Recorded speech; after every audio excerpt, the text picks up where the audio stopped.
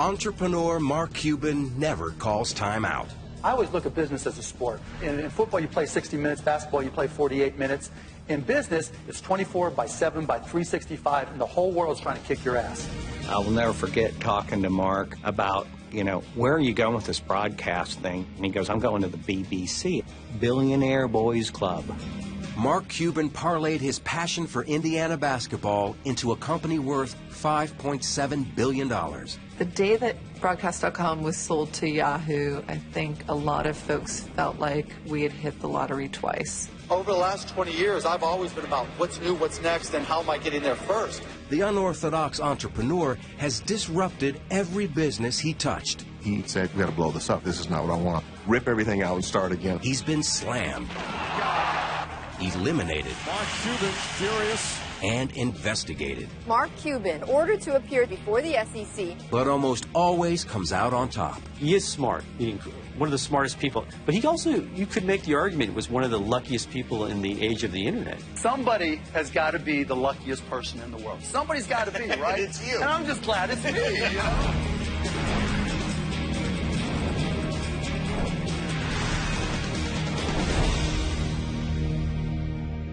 Appears that they are for sale on a game-by-game basis, but I can't figure out how to buy them. Mark Cuban got in at the beginning of the internet boom, and it served him well. His gold mine was called Broadcast.com, one of the first internet sites to stream events live. Everything from Victoria's Secret models to countless sporting events. gets the slot, hits the post. We were the first ones to scale internet broadcasting, to take 500 radio stations and broadcast them on the internet, 100 television stations, earnings calls, product launches, college football games, deals with the NHL, Major League Baseball. We had really become a broadcast network on the internet.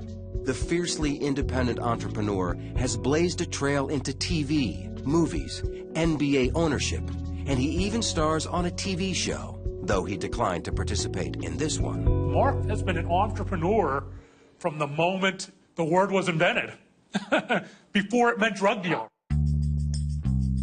Mark Cuban was born in Pittsburgh, Pennsylvania, and grew up in a suburb called Mount Lebanon. From the get-go, Cuban was a moneymaker, selling trash bags, newspapers, and even postage stamps. I started a stamp company. I started with a quarter and bought a stamp and left with $50, thinking, hey, if I could do this, I could do anything. By the time he was 16, he had already built a reputation. Brian Cuban is his younger brother. I remember Mark being given $5,000 by one of our neighbors to go buy stamps in New York with my father. He was always the entrepreneur at stamp shows. But that just shows you, at that age, what people thought of his ability to make money. That skill only grew at Indiana University. The tireless business major taught disco, started a chain letter, and decided to run a bar if he could come up with $15,000. Evan Williams was an engineer at General Motors who played on the school rugby club with Mark Cuban. He was at my house one day.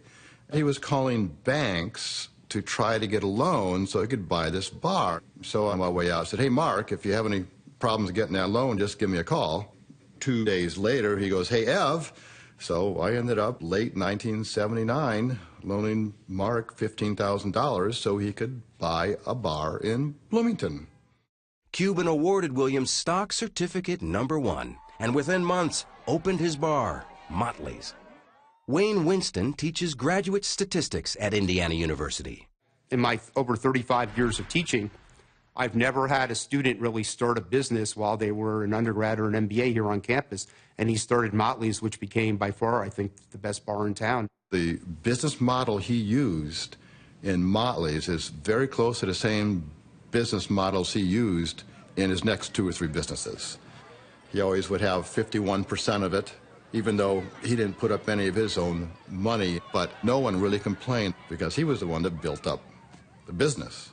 Until it came crashing down after a wet T-shirt contest. It's pretty common knowledge around town. An underage girl won a wet T-shirt contest, and so I think that hurt the future of the bar, let's put it that way. Cuban graduated and soon landed in Dallas. Within a year, the born entrepreneur launched Micro Solutions, providing software, hardware, and training to businesses at the dawn of the PC revolution. It was a family affair. Mark goes, you come work for me. So I said, fine. So my first day at work, I'm a big lawyer. I show up in my suit and tie. And he goes, why are you wearing that? Well, coming to work for you at Micro Solutions. He goes, no, go home and change, put on your crappy clothes and your jeans. You're in the stock room. Mark doesn't give you anything. You have to learn it and earn it. Mark Cuban learned the computer business fast, and in 7 years sold his company to CompuServe for $6 million. And I retired. And you retired. And what did you do with that money, your biggest purchase? My biggest purchase, I bought a lifetime pass on American Airlines, and I had one mission in mind. I wanted to be able to go to as many countries around the world as I could and get drunk with as many people as I possibly could, and I was so good at it.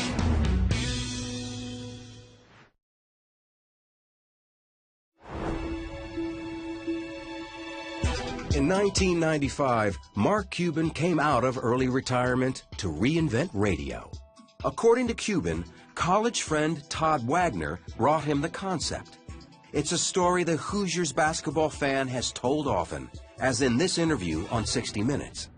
He sat me down, he said, look, I've got this idea where I think we can listen to Indiana basketball, sporting events, anywhere in the world by using the internet. So Mark and I just basically said, let's find out if this is a business or not. So we set up shop in his upstairs bedroom of his house and, got us a computer, got the software, and started playing with it. And that is the birth of AudioNet, what eventually became Broadcast.com. But another young entrepreneur tells a different story. Chris Jabe says he was also a founder of the company. When I was pretty young, I was a Minnesota Twins fan. I moved to Texas. So as a displaced fan, I was always trying to figure out how to get access to those games that I couldn't see on regular TV. When the internet came along, it's like it was a slam dunk, because now it was just a matter of acquiring broadcast rights. He took his plan to investors. One of them was Cuban. I'd probably had this pitch that I'd given to maybe 150 people over the previous year and a half to 2 years. And so I'm getting into my pitch. It's usually about a 20-minute pitch, and within 3 minutes he goes, I'm in. I'll do it. Jabe asked for $1 million and said that Cuban wrote a check for $10,000, and months later tried to cut him out completely.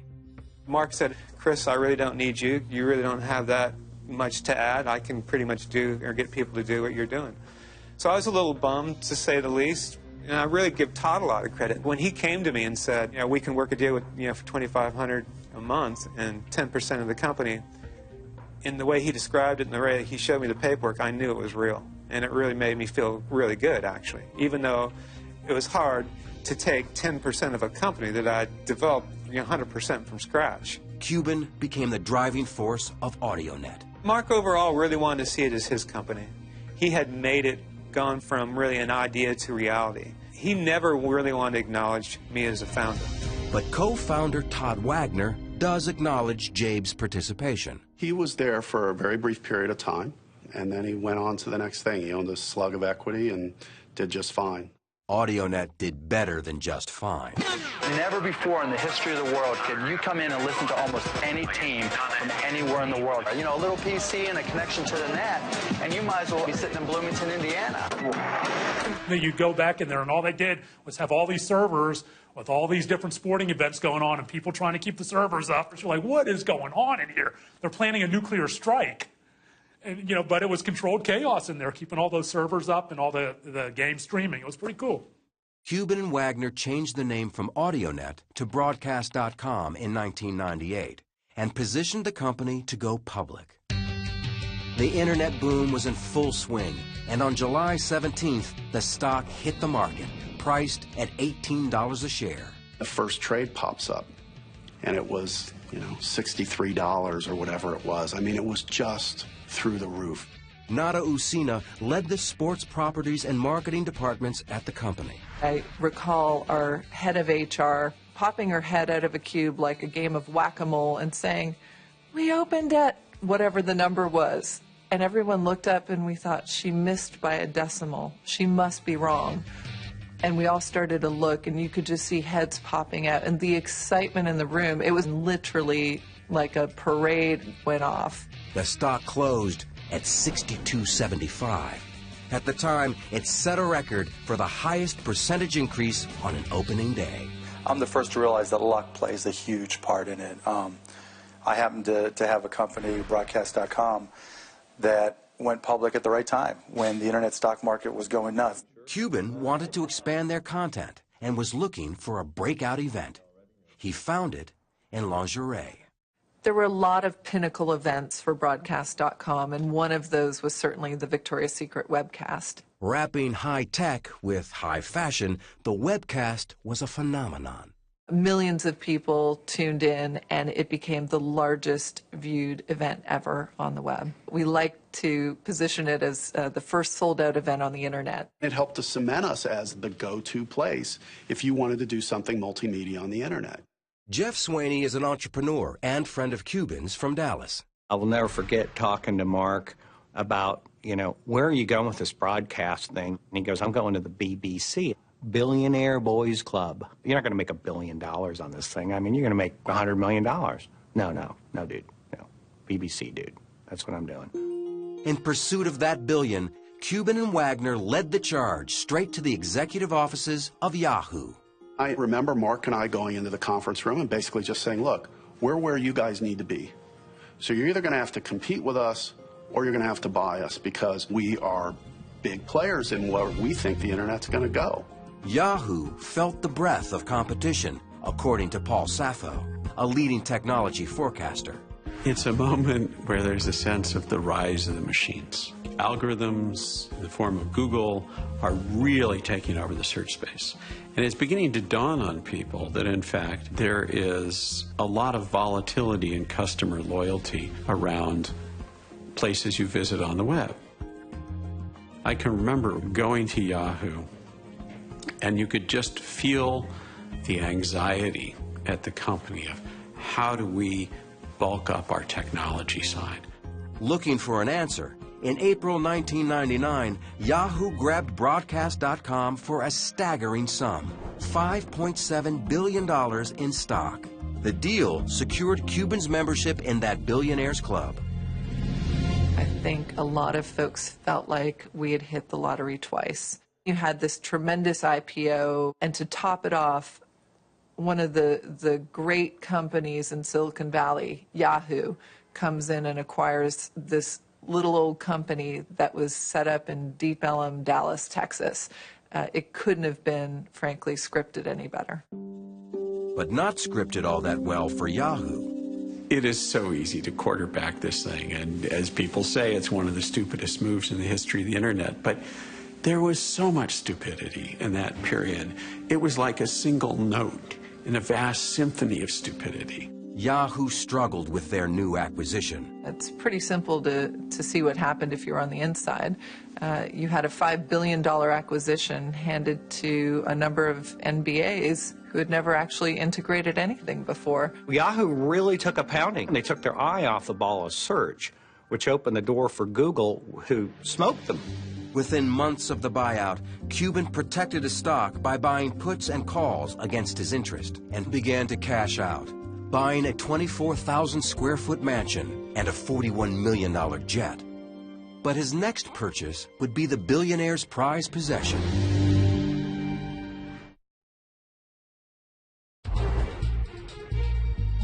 In January 2000, sports fanatic Mark Cuban bought majority ownership in the Dallas Mavericks from Ross Perot Jr. It was the crowning purchase for the billionaire with the insatiable desire to win, except that the franchise had one of the worst win-loss records of any team in the NBA. You've got to start giving these guys who have been in damaged programs, let's call them, the thought process that they can win, that they are expected to win. Cuban was going to change everything his way.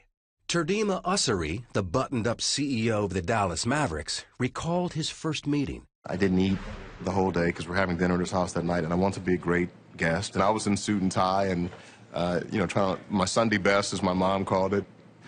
He opened the door up in jeans and no shoes and T-shirt, and we sat on his floor and watched basketball for 4 or 5 hours and ate. I think it was Cocoa Puffs and Doritos is what we had in bottled water. So it was, again, it was just a new reality. That new reality took effect the moment Cuban saw the traditional wood-paneled locker room in the Mavericks' new arena.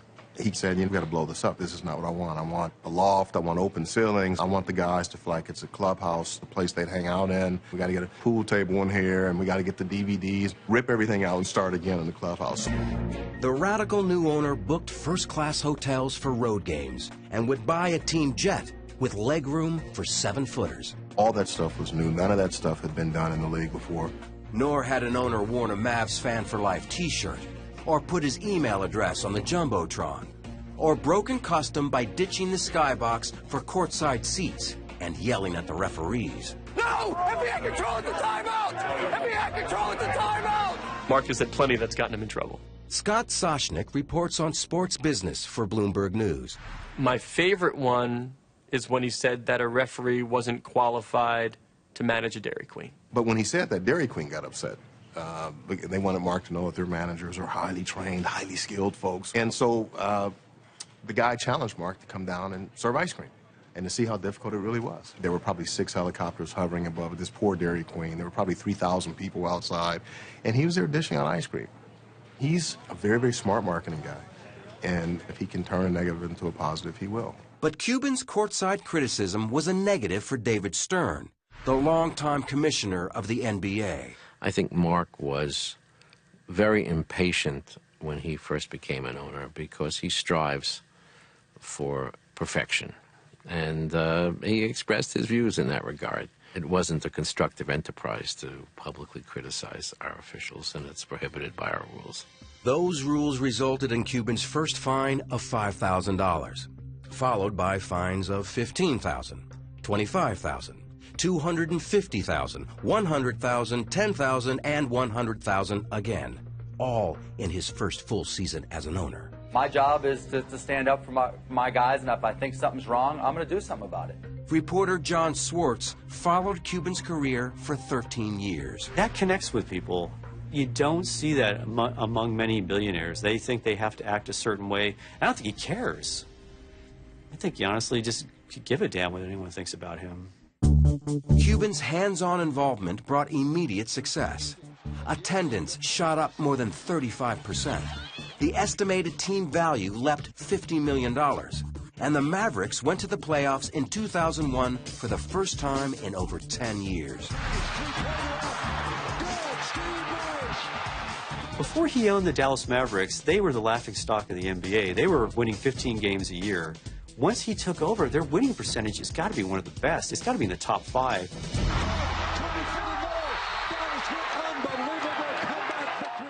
Despite their surging success, that year the Mavericks fell short of the championship. And success for Cuban in the film and TV business was also proving elusive. At the dawn of HD TV in 2001, he launched the first high-definition television network called HDNet, as he explained to Charlie Rose. We're available on cable, we're available on satellite, but viewers can go knowing that not only are they going to get great entertainment, but they're going to get great entertainment in the best possible picture quality. The network sputtered, barely reaching 350,000 homes in its first year. Cuban hit pause long enough to marry longtime girlfriend Tiffany Stewart, throwing a reception bash on his home court, the American Airlines Center. By 2003, he re-teamed with Todd Wagner and plunged into the movie business. We bought Landmark Theaters, which was a national independent theater chain. We invested and then bought Magnolia Pictures, a theatrical distribution company. We built on a home entertainment unit as well to that. And all of a sudden, we had built a vertically integrated media company, meaning we had production, distribution, and exhibition all under one roof, in a way that, frankly, we had not seen done before. It gave Cuban the pieces to shake up the movie business by releasing a film in theaters, on DVD, and TV simultaneously. Andy Fixmer is an entertainment reporter for Bloomberg News. Back then, nobody was doing this. Nobody even thought that you would dare put a movie on television before it was released in theaters. It just wasn't done. Cuban's movies met with mixed success. Some films, like Good Night and Good Luck, had found critical acclaim and a niche audience, while others struggled. And there was a disappointment again on the basketball court. Star Dirk Nowitzki led the team into the finals in 2006. The Mavs were up 2 games to none when momentum suddenly shifted. And the team dropped 3 straight. Cuban was livid. Mark Cuban, furious. When he was pissed, he may as well have been Satan. The players literally ran the other way in the locker room. The Miami Heat are champions of the basketball world! After their collapse in the championship, Nowitzki publicly called for Cuban to control his temper. For the owner who hated to lose, the loss was pure devastation. I believe he didn't leave the house for 3 weeks, and he became a shut-in. So what did it cost him? It cost him his dream. Really, his dream was to turn the Mavericks into champions.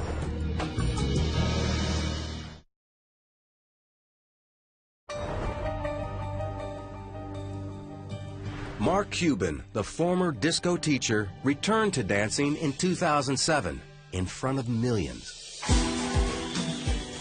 Mark likes as much airtime as he can get.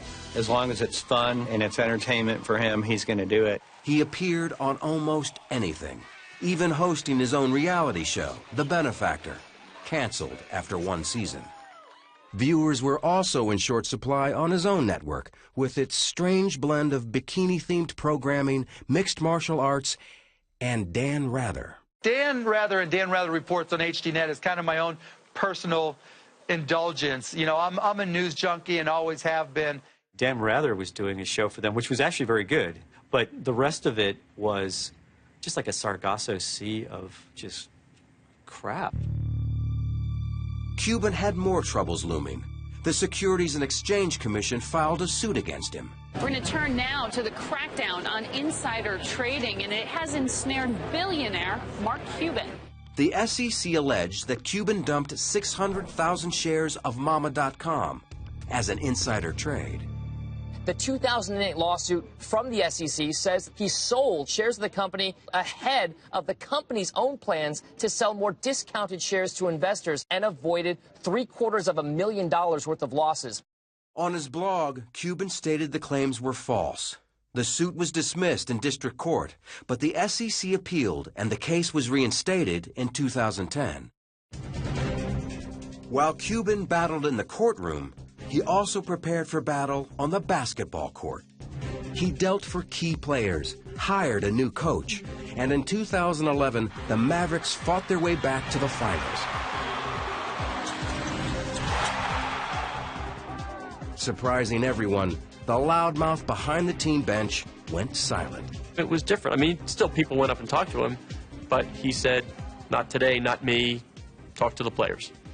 With Mark in the background, it was this other guy, Dirk Nowitzki, and the team that Mark had assembled that in the end was able to win. What he's always dreamed of.